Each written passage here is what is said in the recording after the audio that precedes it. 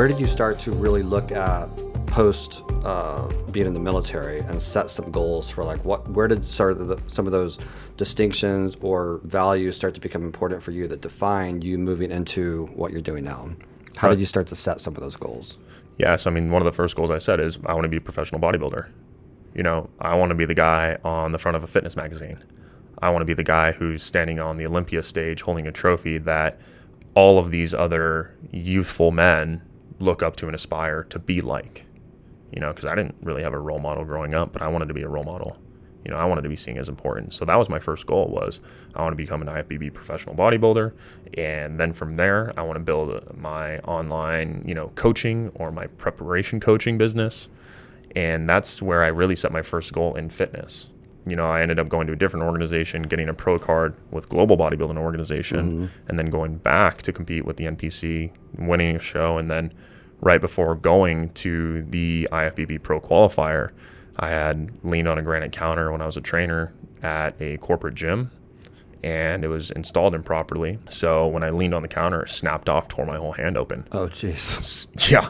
So, I mean, I was 253 pounds at the time, you know, and tore 4 tendons, severed my radial artery, my median nerve, can't feel these 2 fingers, can't fully make a full fist right now.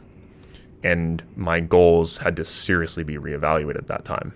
Yeah. And my only goal then was get healthy and get back on stage. Yeah. Where have you failed in some of those initial goals that you set up, and how did you pick yourself back up and start over? One of the failures was just like, even if I didn't win a show, you know, that first failure of like, wow, this is my first show and I got 16th place. Like, that is terrible, you know?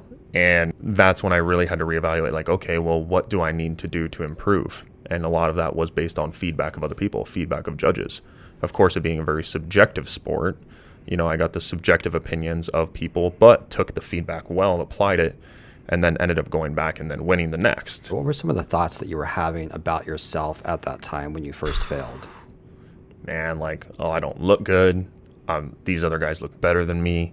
The relationship I was in at the time, like, oh, wow, she doesn't think I'm very attractive, you know, especially after this rebound diet. It's like, oh, well, look at all this work I just did. It was for nothing. And you know, I really had to work hard on pulling myself out of that, because it's easy to just pitfall. Totally. There's something about, you know, that hearing all of that, and then also still having that bigger why and that bigger goal ahead that you keep focusing on. It kind of just led all the way up until that granite countertop, you know, and having to be like, wow, I'm getting surgery for the very first time, 3 surgeries in 2 days. And that must have been a huge letdown for what you had planned and what was coming up. Yeah, because I was literally 4 months to the pro qualifier, something that I had been building up for over 3 years, a body that I've been building for 3 years to specifically go to that show and win. And then what happened? I realized how unhealthy I was.